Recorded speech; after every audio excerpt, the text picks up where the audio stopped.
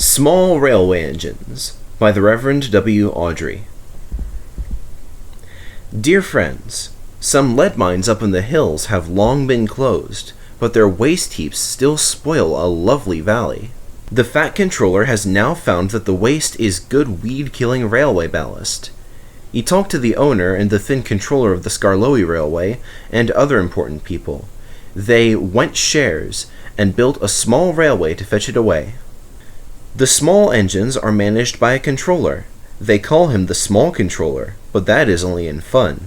He is bigger than either of the others. The author.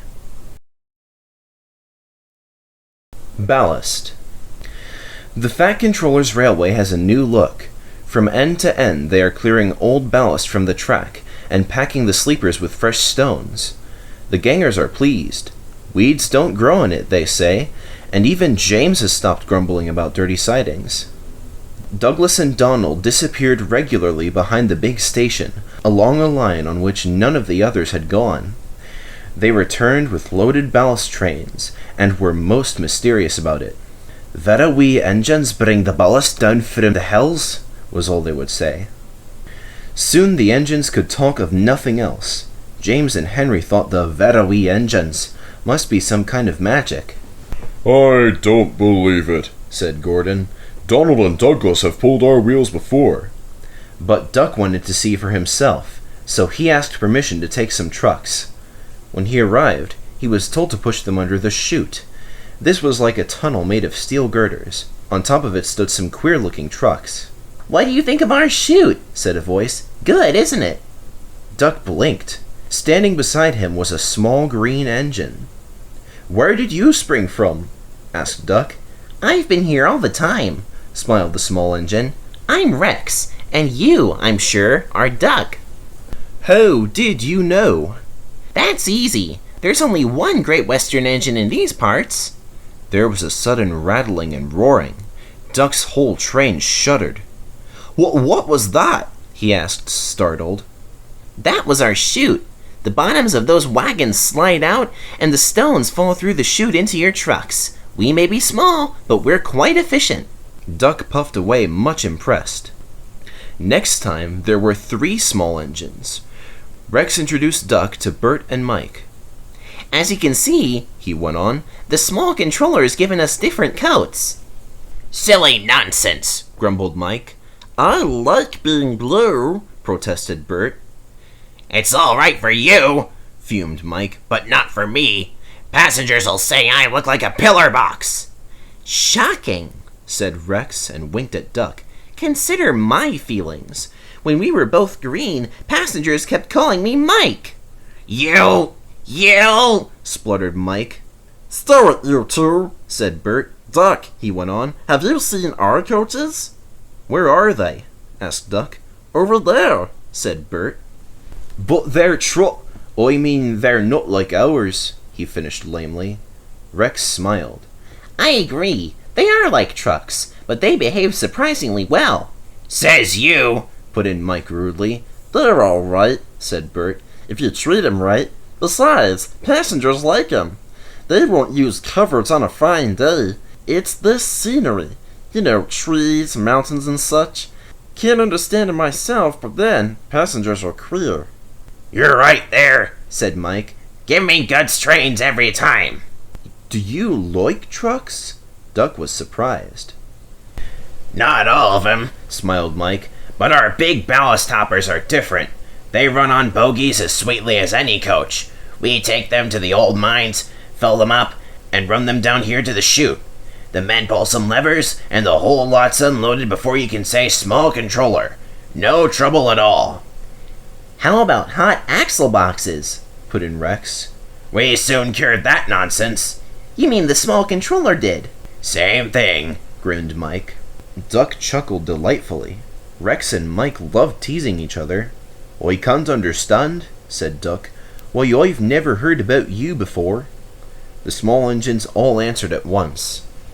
"We've only just come from a railway in England which closed. Your Fat Controller asked us to come and fetch ballast for him. And he said he'd bring us plenty of passengers, too."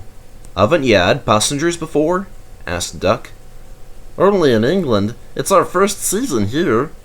Oh, promised Duck, then I'll bring you lots. Good boy, good boy. And he puffed excitedly away to see about it. Tit for tat.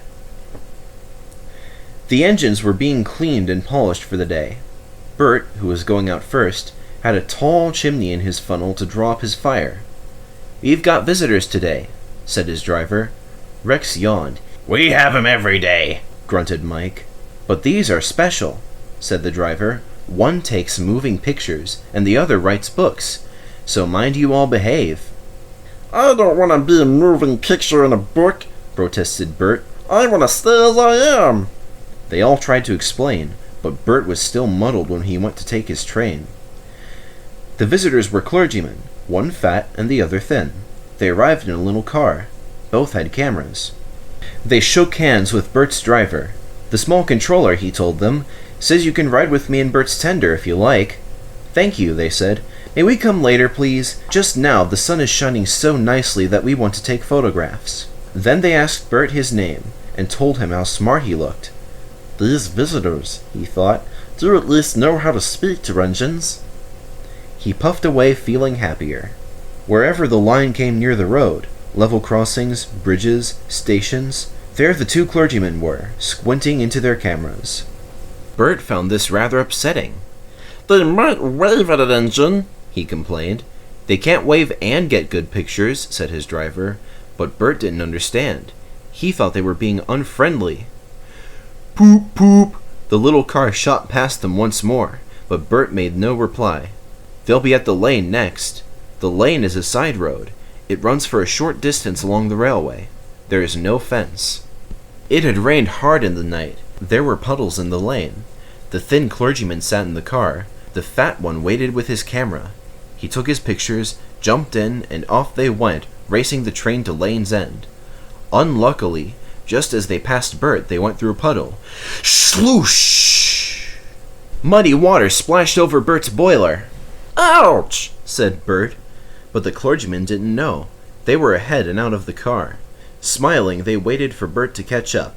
Bert wasn't smiling.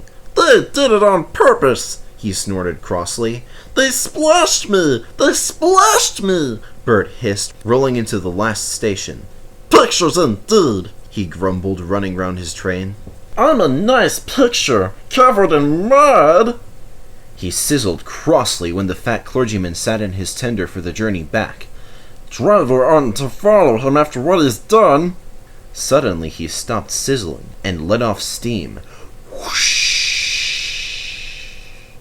I know, he thought, how to pay the fat one out. It's a lovely plan. I only wish the thin one was here too, he said, but he said it to himself. Bert ran nicely till they reached the woods. The line climbs steeply here. Bert usually rushes the hill. This time, he deliberately dawdled. "Come on," said his driver, giving him full steam. This was just what Bert wanted. Tit for tat! Tit for tat! He shouted, storming up the slope. Rain-soaked branches met close overhead. Bert's blast shooting straight up shook them wildly. Showers of water fell on clergyman and driver.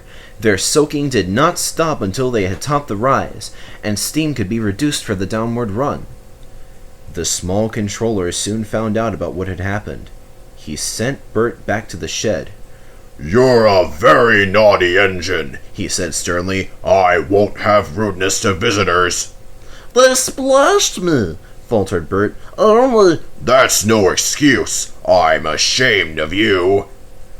Bert went sadly away, but he was happy again when Rex and Mike came in. Those visitors are nice, he told them. They came and said sorry, and I said sorry too. Then they cleaned me like Driver does.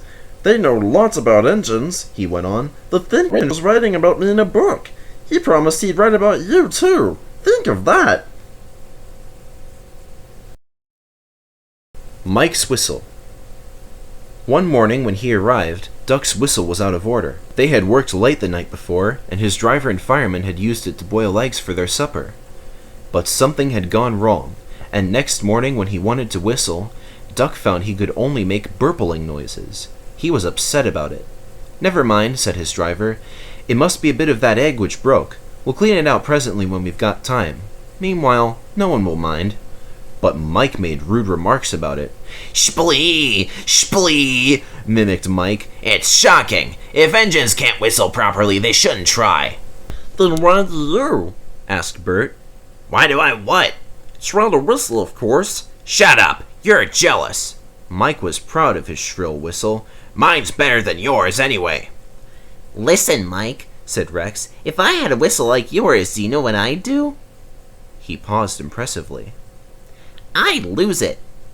The idea! Spluttered Mike. Whistles are important, let me tell you. Engines without whistles aren't proper engines at all. Mike went redder than ever with fury. His steam pressure went up suddenly, and his safety valves blew off. Whoosh! Hello, said his driver. As you're ready first, you'd better take the passenger. What? And leave my goods? Yes, Bert can do that. We can't have you blowing off in here. Come on. Mike backed down on the coaches, whooshing angrily.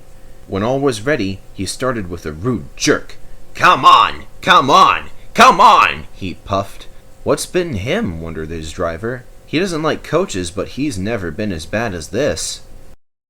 Mike whistled loudly at the least excuse. They're jealous, he muttered as he bucketed along. I'll show 'em. He's in a flaming temper about something, remarked his driver. He was relieved when they reached the end station safely. He looked Mike all over, but saw nothing wrong. He tried to soothe him, but Mike still sizzled crossly. It beats me, he said at last. Then, soon after they had started back, he heard a thin, persistent tinkle. That's something loose on his boiler, he thought. I'll tighten it at the next station. But he never got a chance. It was the cow's fault. She stood on the track busily cropping grass. She took no notice of the train. Mike stopped. He wasn't frightened. He had met her before. She only made him cross. He came slowly forward, whooshing steam from his cylinders. Shoo! Shoo! Shoo!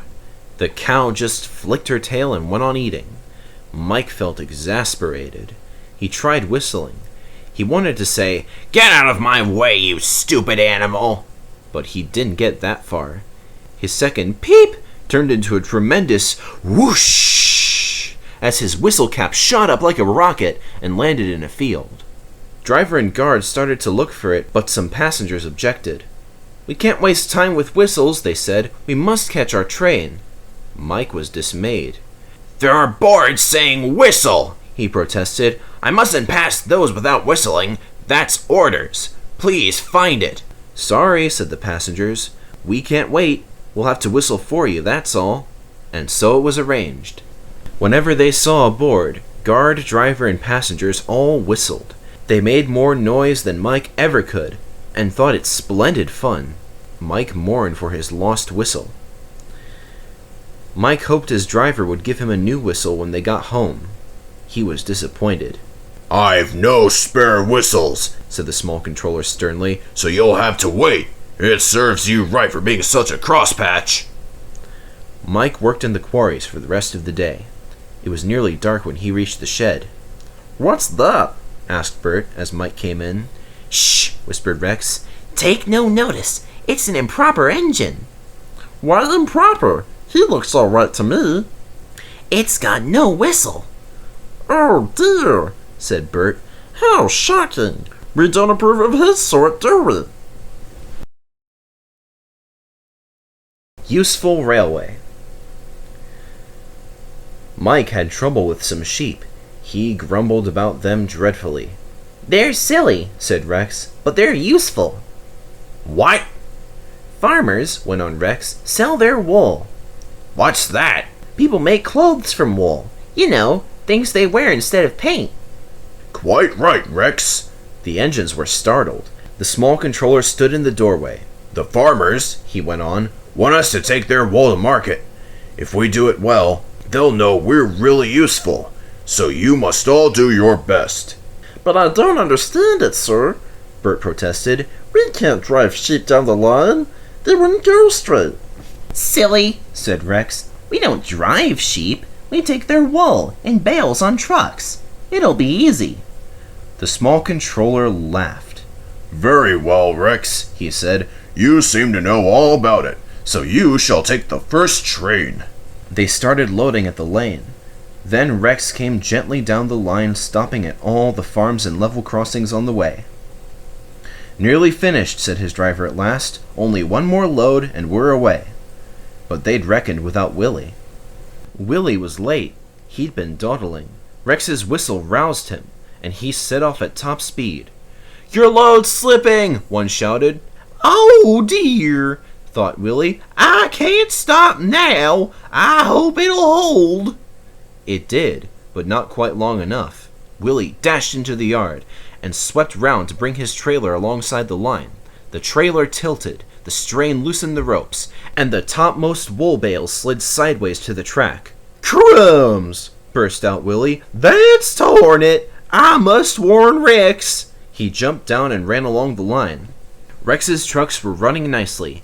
"I said it was easy! I said it was easy!" he chuntered happily to himself. Then everything happened at once. Willie waved and shouted, and behind Willie through the bridge, Rex glimpsed the bales lying on the track.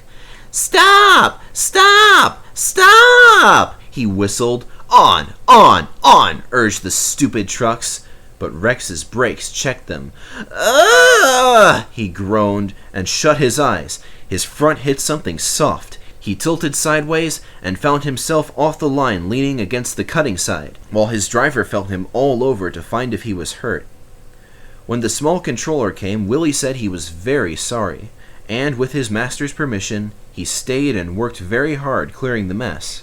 They put the trucks to rights, and Bert lost no time in taking them away. But Rex had to stay where he was. He didn't like that a bit. Trains kept passing, and passengers would point at him and say, "Oh, look, there's been an accident." Mike and Bert would laugh and remark how easy it was to pull wool trains. Poor Rex. They lifted Rex to the rails, and at last Bert and Mike helped him home. "That accident served me right for being swanky." "No," said Bert. "It wasn't your fault at all." Sorry we laughed. This came from Mike. The small controller was waiting. I'm proud of you all, he said. Thanks to Rex, the accident did little harm. Bert and Mike worked like heroes, and our customers all admire the way we managed. They thought we were a toy railway, but now they say we're really useful. They've promised us plenty more work when the wool traffic is done. If you have enjoyed these stories, you will also enjoy a visit to the Ravenglass and Exdale Railway in Cumberland.